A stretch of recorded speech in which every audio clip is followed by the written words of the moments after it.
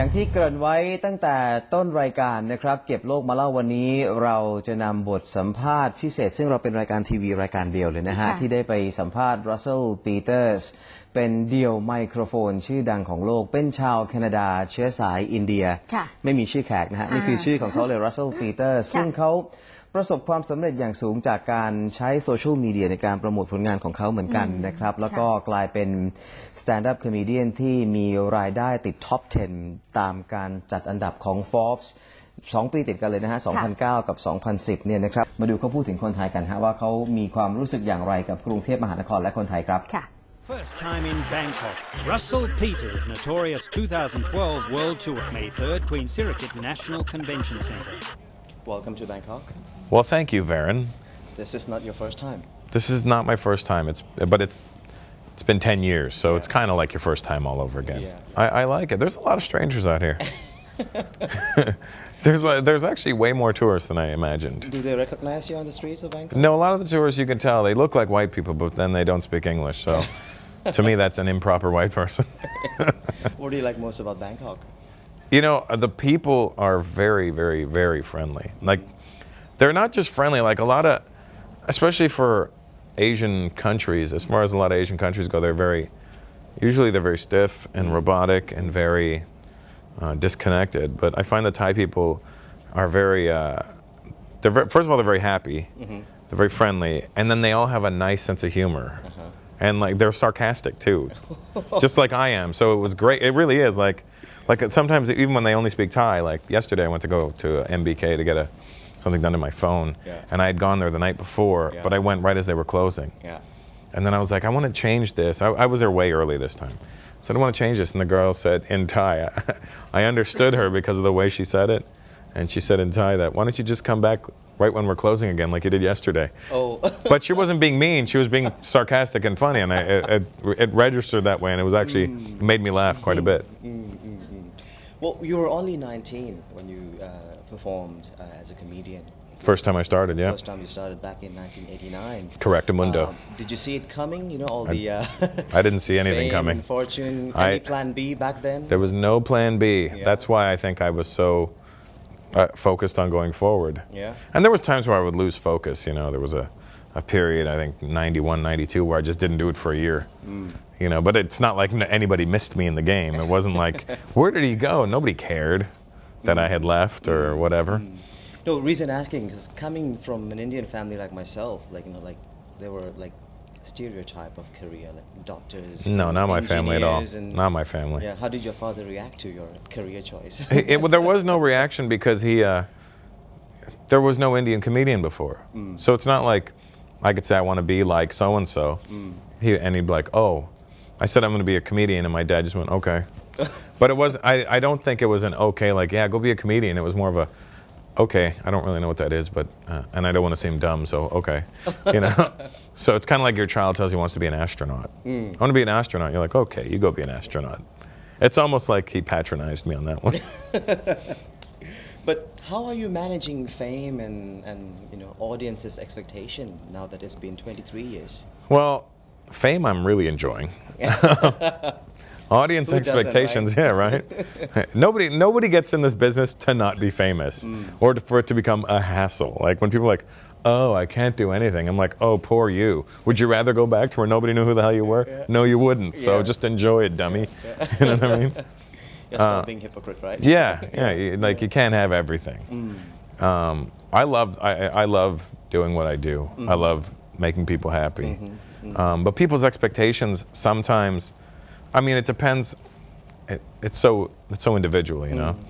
A lot of times they just watch the old stuff on YouTube or whatever, and then they come to the shows, and then they're like, "Why isn't he doing those jokes?" And I'm like, "Because I've done them." You don't want, or if I did an old joke, people are like, "Oh, we've seen that before," you know. So it's you don't know what you're going to get, but my job is to make them laugh when they show up, and that's all I want to do when they get there. Is what I'm seeing a real Russell off stage? What is he like off stage? I'm a real jackass off stage.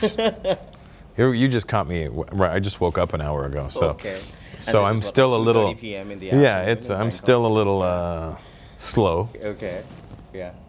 Yeah. So, I mean, any misconceptions about, about you, when people I come think up to you and say hi, or I think people's misconceptions of me are that that bother you the most? well, the things that bother me the most are, I think, when people think I'm cocky, I guess they take my confidence on stage and assume that I would be cocky in real life, and I'm not that person at all. I'm like a regular person where I have my own insecurities, which is why that guy on stage exists. That's me getting to be somebody else for that time, or an exaggeration of the real me. And it actually happened when I was in Beirut. A guy said something to me, cocky, blah, blah, blah, like you. And I'm and I also have a short fuse, so when people say dumb things, I used to box, so I gave him I gave him a very gentle body shot. Break dance, I saw that. I used to break dance back in the day. I miss it, but I'm 42 years old now almost, so breakdancing days are way behind me. Well, look at Madonna. She's yeah, Madonna's 50 and a freak. I mean, I don't want to be compared to Madonna ever. No, dancing-wise, I meant. She's not. To me, she was never a good dancer. I mean, she was a choreography. To me, breakdancing is how you feel, and and the new kids, like the stuff they're doing now, breakdancing-wise, it blows my mind. Like if that was the level of breakdancing when I was a kid, I would never have done it. Because the stuff they're doing now is just like, I could never, even in my prime, could never have done that stuff. Extreme sports. Everything is extreme now. Yeah. We live in an extreme time. Yeah.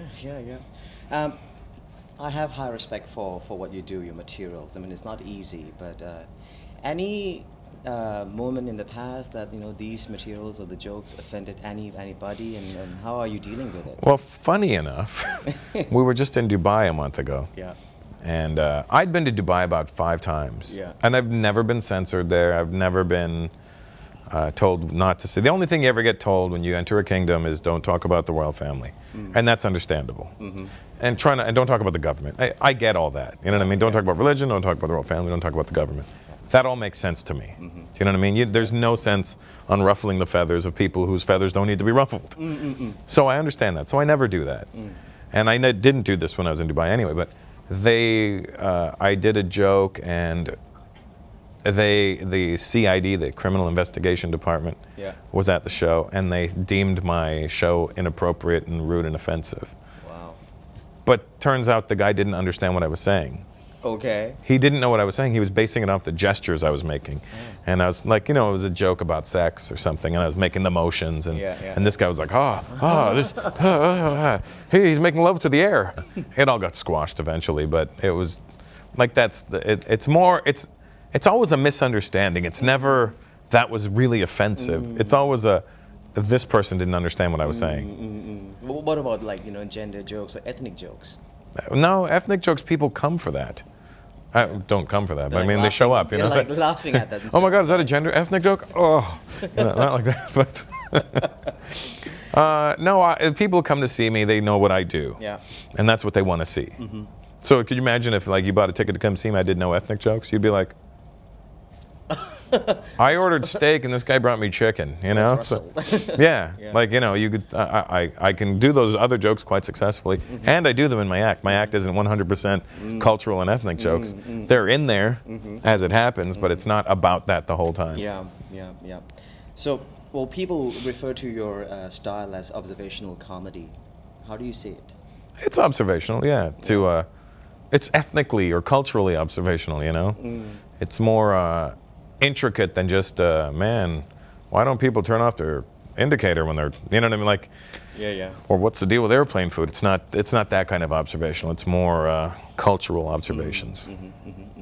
And many influences that you have, but how do you keep yourself fresh all the time, especially the world tour? I mean, you've been. It gets harder and harder each time. From one city to to it another, does. And then all the materials to make it fresh and original. That's why I do the world tours, so I can get new material. Because the more you travel, the more you see, the more you see, the more you learn, and the more places you go to that you have not been to or haven't been to in a while. You start to pick up things, and you notice things that you may not have caught the first time, or things that just things that seem odd to me. There's a lot of names with porn in it out here. Did you notice that? I don't know I don't know what it means in Thai, but I love it in English. Well, we have Miss Universe, porn tip. Is she a porn tip as well? Her name is Porntip. Nice. Yeah. What's her last name? Well, she's married to an American guy now. Oh, okay. A good friend of mine, so. Oh, okay. Yeah. So what's his last name? Just a regular. Simon. She's Porntip Simon. See, that's when names make me laugh. Yeah. When you just get the yin and yang of things right there. You know? Yeah. So, you also were in films and television, but mostly as yourself. Generally speaking. Generally, yeah. I don't know if that's a good or a bad thing. I don't know if that's them We saying. see other comedians in films, and they were not being themselves. So any chance of Russell Peters doing, I want to do more the character roles? type stuff. Like, Yeah. It's not really up to me. It's really up to the directors and Yeah. the people who make the films. Yeah.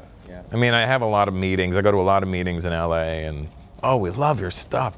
Oh, you this, that. We've got to put you in this and that. You never hear from them again. And I'm like, that's why I walk into meetings now actually jaded almost. They're like, oh, we love your stuff, and I go, do you really?